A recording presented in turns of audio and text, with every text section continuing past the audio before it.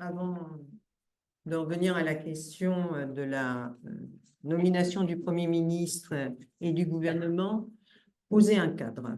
Et ça permettra aussi, et vous le comprendrez, qu'il peut y avoir des désaccords. Et j'en ai un avec Fabrice Orqueby qui vient de s'exprimer sur l'article 12. C'est avec toi, ce serait bien.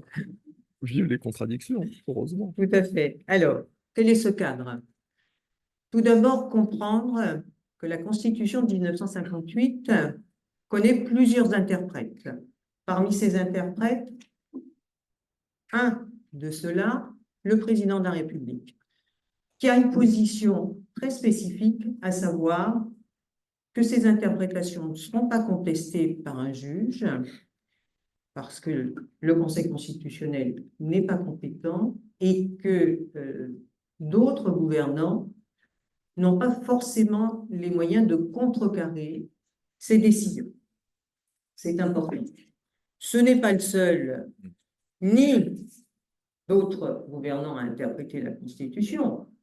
Nous interprétons la Constitution. Les 4 personnes que vous avez à cette chaire vont interpréter la Constitution. C'est un texte.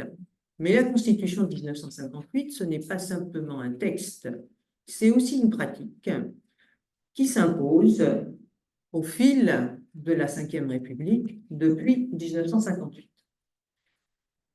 Autre rappel, et qui constitue une spécificité du régime politique qui est le nôtre, ou en tout cas, on en a fait une spécificité. C'est un régime politique dans lequel vous avez 2 légitimités démocratiques qui s'expriment. L'une à l'occasion de l'élection présidentielle, et cela a été décidé à partir de la réforme de 1962 qui a conduit à ce que le président de la République soit élu au suffrage universel direct, ce qui n'était pas prévu initialement en 1958, et bien entendu, l'autre légitimité qui s'exprime, c'est celle qui s'exprime au moment des élections législatives. Alors, c'est important à rappeler parce que toute l'interprétation de la Constitution de 1958 tourne autour, en tout cas concernant l'agencement institutionnel, tourne autour de l'articulation entre la majorité présidentielle et la majorité parlementaire. L'évolution de la Ve a conduit à ce qu'on peut qualifier de fusion entre majorité présidentielle et majorité parlementaire. Ce que nous vivons depuis les dernières élections, c'est précisément l'absence de cette fusion. Alors vous me direz, mais non, vous oubliez quelque chose, Madame Ponto. Non, j'oublie pas. Rassurez-vous, je connais mon cours de droit constitutionnel. Je n'oublie pas les cohabitations de 1986, de 1993 et 17. À ce moment-là, en effet, on a une nouvelle configuration.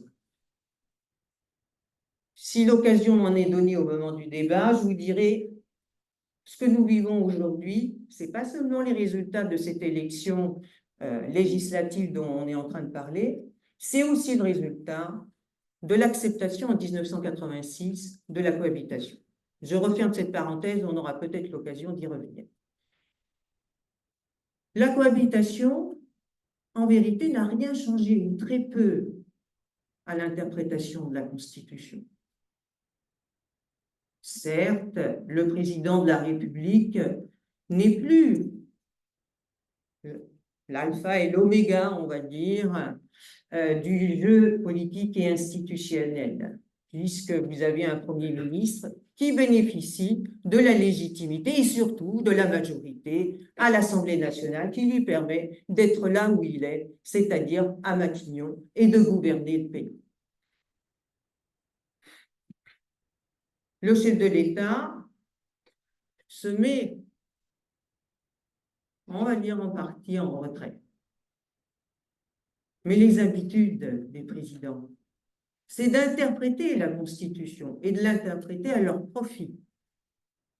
Et donc, l'interprétation dite présidentialiste, même en période de cohabitation, n'avait pas totalement disparu. On pourra parler plutôt, à mon sens, de ces périodes comme étant une période de présidentialisme minoritaire, plutôt que présidentialisme majoritaire. Le président actuel, donc Emmanuel Macron, dont il a été question, et son choix de dissoudre après les résultats des élections européennes. Fabrice Lecoq a essayé de rationaliser les dissolutions et de vous proposer une explication sur le choix présidentiel. Je rappelle, article 12, il y a une distinction dans la Constitution. Certains pouvoirs du président sont qualifiés de pouvoirs propres. Qu'est-ce que ça veut dire? Eh bien, il les exerce de manière discrétionnaire. Eh bien, peut-être que ce jour-là, son déjeuner n'était pas bon et il avait envie de dissoudre. Alors, nous savons très bien que ce n'est pas le cas, certes, mais c'est un choix politique. C'est ce que je veux vous dire. Et un choix politique, ça ne suppose pas des raisons rationnelles. Peut-être a-t-il voulu faire un coup politique. Ben, il a perdu. C'est la seule chose dont on peut être certain. On ne sait pas qui a gagné ces élections, mais on sait qui a perdu ces élections, puisque c'est lui qui a décidé de dissoudre. Et de ce point de vue, 1997, ce n'est pas très différent. Non, Jacques Chirac, pareil, il décide de dissoudre, pareil. La majorité qui arrive à l'Assemblée nationale ne lui est pas favorable.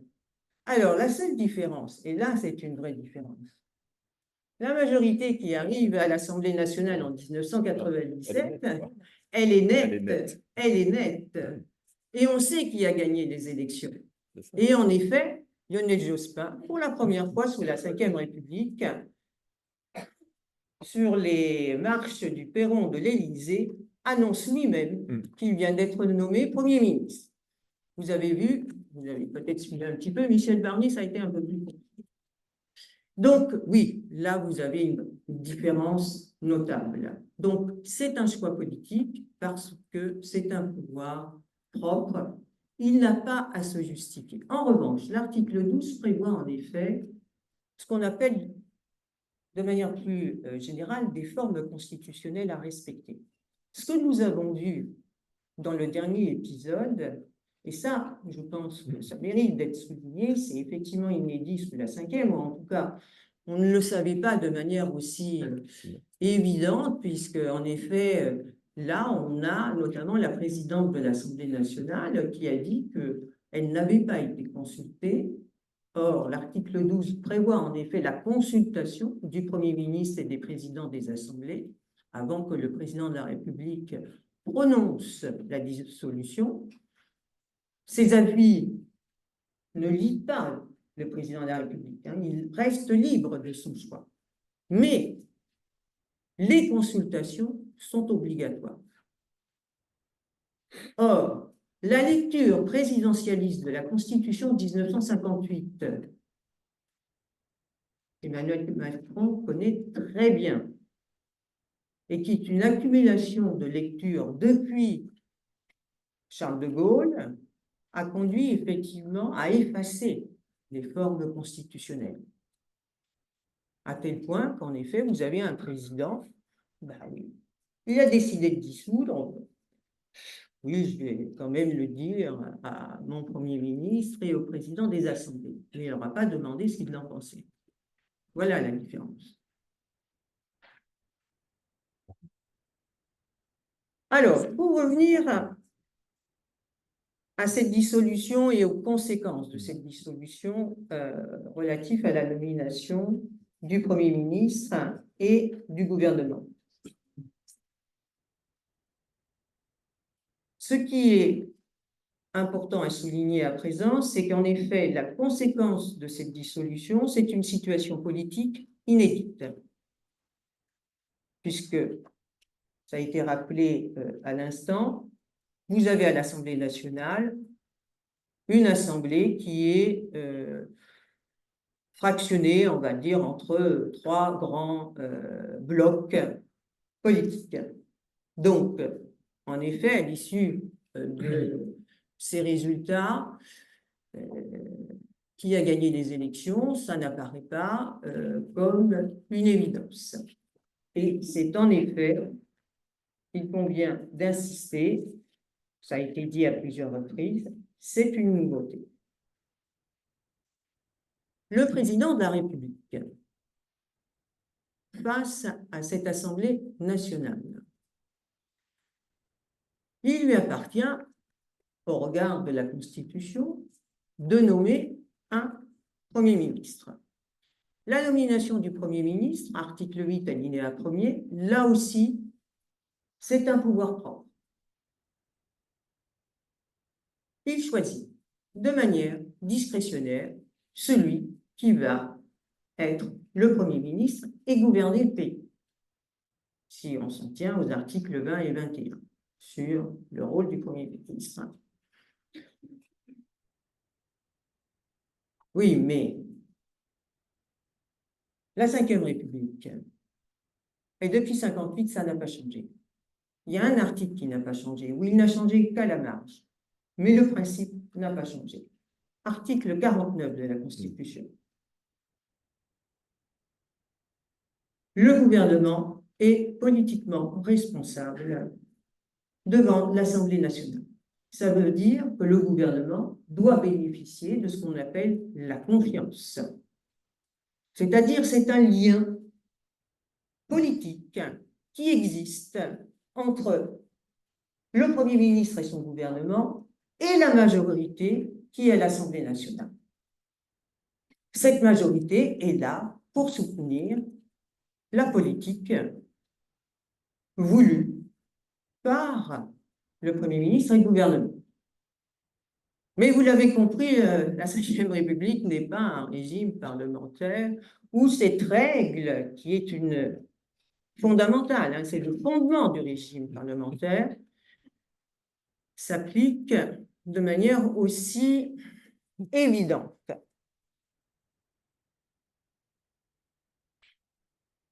Puisqu'il faut articuler avec la majorité présidentielle. Je vous l'ai dit, il bénéficie d'une légitimité démocratique. Donc, il faut articuler ces deux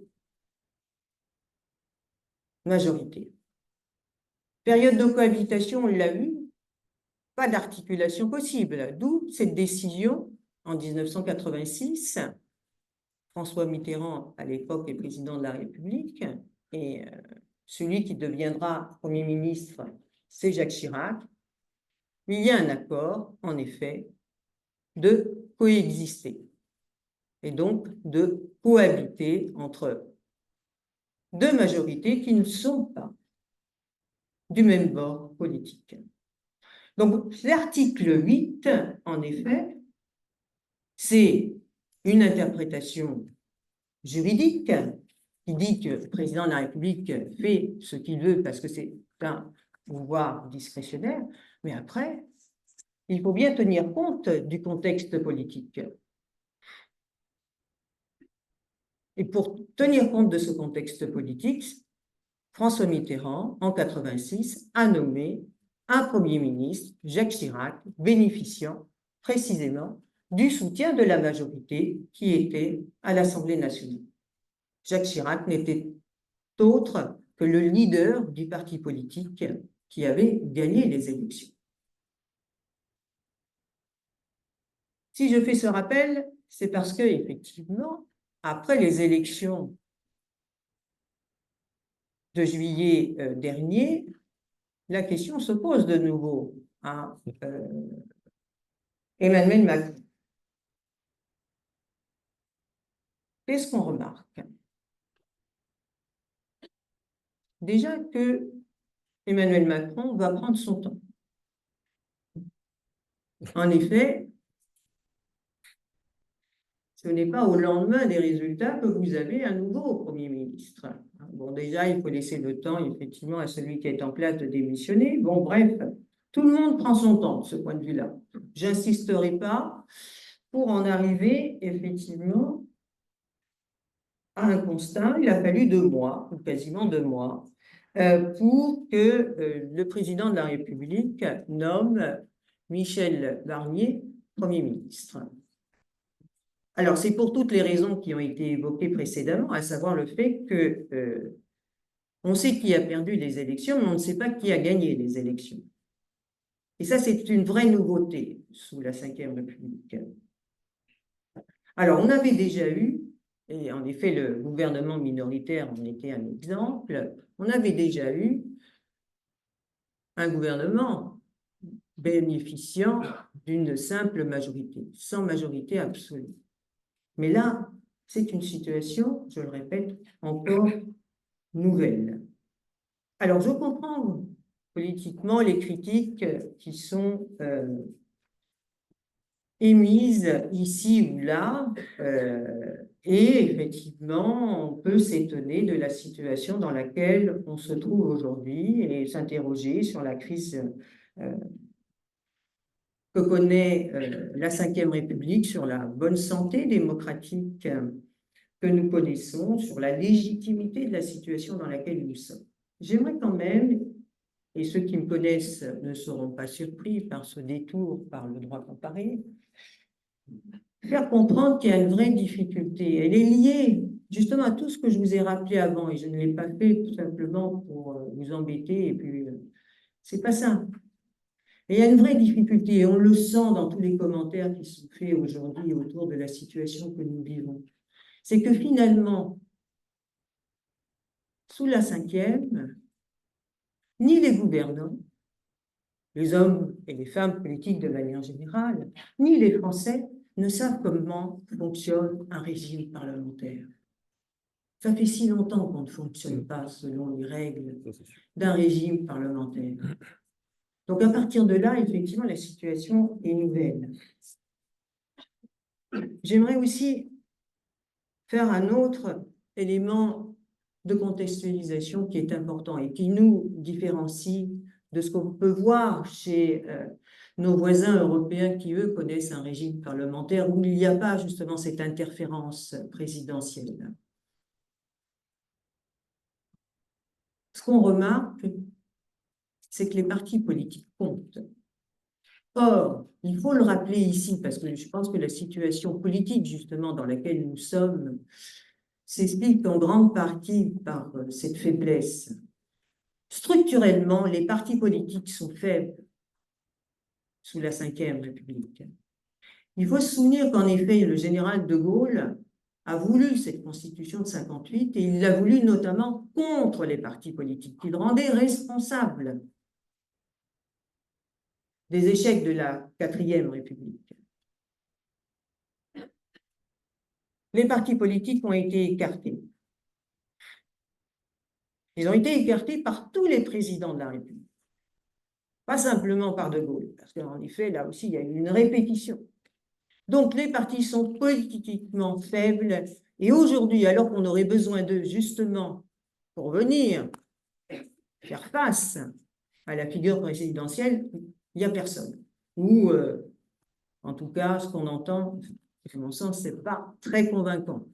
Ce n'est pas en criant à la crise politique que vous parvenez à résoudre la situation dans laquelle nous sommes. Personne, mais franchement, personne n'a intérêt à une crise de régime. Donc, soyons raisonnables et essayons de voir dans le fonctionnement de nos institutions, en effet, où se pose le problème. Et qu'est-ce qu'on remarque justement quand on regarde un petit peu la situation ailleurs? Eh bien, que le Premier ministre et le gouvernement ne procèdent pas du chef de l'État, du président de la République.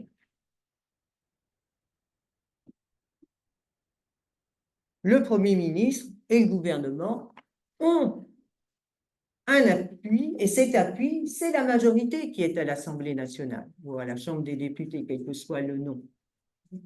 Mais il n'y a plus cette interférence présidentielle. Ou si interférence présidentielle il y a, c'est parce que le chef de l'État va jouer un rôle d'arbitre, de facilitateur, pour désigner celui qui sera capable de former le gouvernement qui aura un soutien à l'Assemblée nationale. Pourquoi j'insiste sur ce point? Parce que je ne l'entends que trop souvent et je comprends que ça puisse choquer. Mais si vous regardez ailleurs comment ça se passe, il n'est pas incongru qu'un Premier ministre soit nommé et qu'il ne soit pas celui qui soit issu de la formation politique la plus importante numériquement à l'Assemblée nationale. Celui qui devient Premier ministre, c'est celui qui est capable d'avoir une majorité qui va le soutenir pour gouverner. Ce n'est pas la même chose. Et ça, il faut qu'on commence à apprendre de ce qui se passe ailleurs, de comment fonctionne un régime parlementaire. Ça supposerait, mais là, je commence à rêver un peu, ça fait longtemps que je rêve, parce que ça fait longtemps que je fais le cours sur la Ve République, et ceux qui vont me retrouver au second semestre l'apprendront. Je rêve effectivement d'un président de la République qui se met en retrait, qui laisse le Premier ministre et le gouvernement gouverner. Articles 20 et 21 de la Constitution. Là, oui, ça, c'est sûr, ils sont oubliés. Ça, il n'y a aucun doute là-dessus. Notre problème, ce n'est pas la lecture qui est donnée actuellement par Emmanuel Macron, c'est la lecture qui est donnée du rôle du chef de l'État, pas seulement par Emmanuel Macron, mais par tous les hommes et femmes politiques qui ne rêvent qu'à une seule chose, devenir président de la République. Le jour où nos hommes et nos femmes politiques cesseront de rêver à devenir président de la République, peut-être que nous aurons une autre situation politique en France. Je crois que nous en sommes encore un peu éloignés. Il me semble que le gouvernement actuel ne tient que parce que certains, effectivement, pensent déjà à la prochaine élection présidentielle. La difficulté, elle est là. Et ça supposerait, je vais faire un peu de technique, mais très rapidement, simplement conserver effectivement les institutions que nous avons. Il y aurait beaucoup d'autres choses à dire. Il faut renforcer effectivement les contre-pouvoirs. Ça aussi, c'est l'une de mes idées que je affectionne beaucoup et que je soutiens depuis longtemps. Mais il suffirait qu'en effet, le président de la République ne soit plus moteur de nos institutions. Ça ne veut pas dire supprimer l'élection au suffrage universel direct du président de la République. Il suffit simplement que ceux qui s'y présentent soient des seconds couteaux et par conséquent, les leaders effectivement des formations politiques se concentrent sur la fonction de Premier ministre. Là, vous avez un renversement sans avoir à modifier les institutions de la Ve République, sans avoir à modifier la Constitution de 1958. Elle n'est pas si mauvaise que ça, cette Constitution. Il faut savoir l'interpréter. Merci. Bien, merci.